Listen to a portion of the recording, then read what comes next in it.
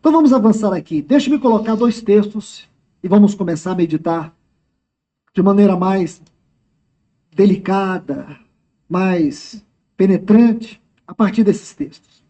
Vou colocar dois textos para vocês. Eclesiastes, capítulo 3, versículo 11. Eclesiastes 3, 11, e depois nós vamos ler Zacarias 12, 1. Olha o que diz. Eclesiastes, capítulo 3, versículo 11. Tudo fez Deus formoso no seu devido tempo. Agora preste atenção. Também pôs, olha o versículo 11, a eternidade no coração do homem. Olhe bem. Deus colocou a eternidade no nosso coração.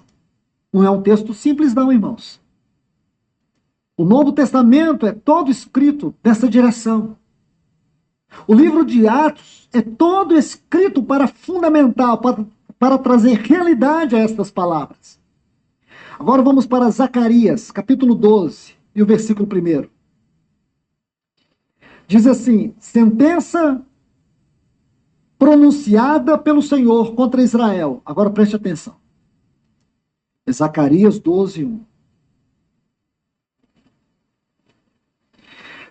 Fala o Senhor, preste atenção, o que estendeu o céu, fundou a terra e formou o espírito do homem dentro dele.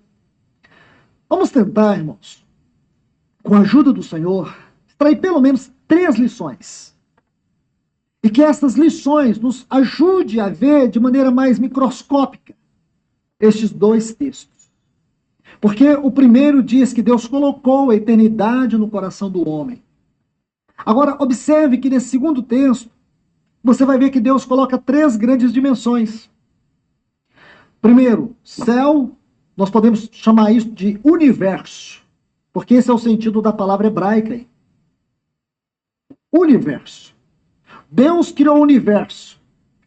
Aí depois ele desce para uma outra extremidade, que é a Terra, ou uma outra dimensão, que é a Terra.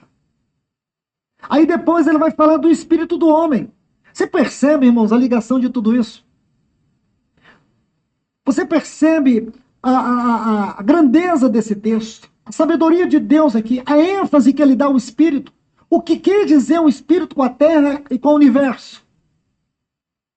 É como se você pudesse perceber, irmãos, que o texto de Eclesiastes 3:11, ele respondesse isso, que esse Deus dos céus, ele desce da maior esfera que existe, que é o universo, que é os céus, aquilo que os gregos chamavam de epurâneos, o lugar aonde se concentra a glória da presença de Deus sobre o seu trono.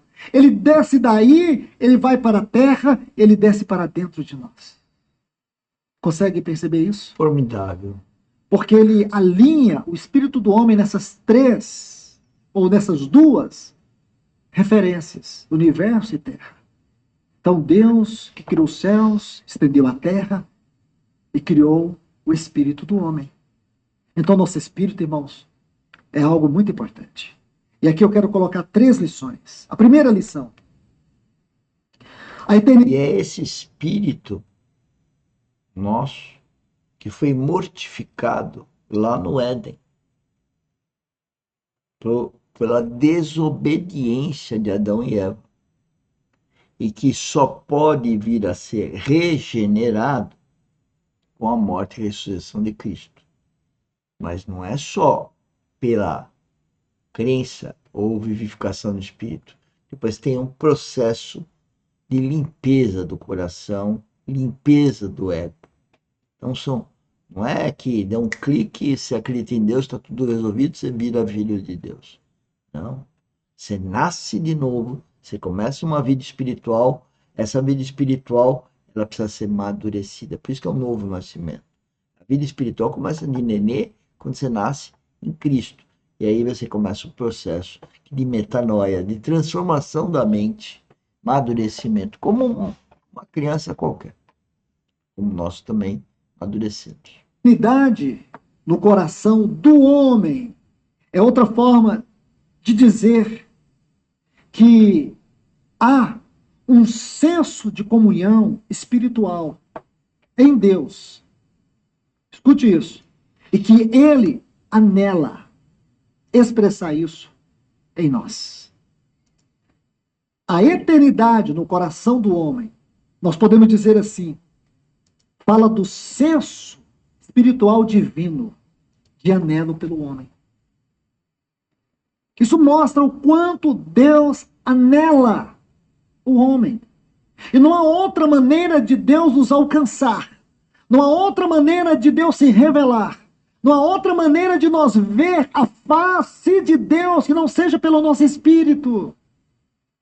Você se lembra? Em Êxodo 33, quando Moisés pede para ver a face de Deus. Ele pede para ver a glória. E é interessante a maneira como tudo isso acontece. Ele pede para Deus mostrar a sua glória. Então nós só vamos ficar sabendo que Deus está se referindo à sua face quando Deus responde para ele. Ele diz, o homem não pode ver a minha face e ficar vivo, Moisés. Mas eu vou te mostrar algo. Você vai ver uma rocha ferida. Eu vou passar por trás. Você vai ver apenas a sombra das minhas costas, mas a minha face não. Será que é isso mesmo, irmãos? Que nós vamos morrer com essa história aí? Claro que não. Você vai ver lá no Hermon, no capítulo 17 do livro de Mateus. Você vai ver que ali no Hermon, nosso Senhor Jesus, ele passa por aquele processo da transfiguração. E aí aquela glória alcançada pela dignidade moral da sua vida, aquela glória o toma de tal maneira que ela irradia todo o seu ser. Aí ali há dois personagens falando com ele. Quem? Moisés, Elias. Ali Moisés vê a face de Deus. Porque a face de Deus é Cristo. Segundo aos Coríntios 4:4 vai dizer para nós que a face de Deus é Cristo. Ele é a imagem do Deus invisível. Ele é a expressão exata do ser de Deus. Que lindo é esse, irmãos? Essa é a face. Ali você vai ver algo tão glorioso. E se você junta essas duas cenas, você tem a revelação, irmãos. Porque hoje ele não está aqui. Nós não podemos dizer que estamos vendo ele. Mas nós vamos perceber que na dimensão da realidade do nosso espírito, tudo tem um significado maior. Compreende? Na realidade da dimensão daquilo que é o nosso espírito, como essa faculdade que Deus criou, para que nela ele pudesse habitar, revelar, manifestar, se mover, falar, guiar. Nessa faculdade, nós podemos sentir a face de Deus. Eu estou aqui com vocês, mas a minha esposa não está aqui. Então não posso ver a face dela. Eu dependo de voltar para minha casa e ver a face da minha esposa. Mas a realidade da vida do Espírito é tão grande, tão maior, que eu não dependo de espaço. Eu não dependo de tempo. Compreende? Porque a eternidade, irmãos, é o lugar onde o tempo existe. O tempo é uma pequena partícula dentro da eternidade. Esse senso de pertencimento eterno que existe no nosso espírito é algo avassalador. Isso é terapêutico. Porque quando você está sofrendo de transtorno, de ansiedade, você começa a se precipitar na sua visão, nos seus sentimentos, nas suas perspectivas. O problema nem aconteceu e você já está achando que vai ser uma destruição. Você antecipa o sofrimento.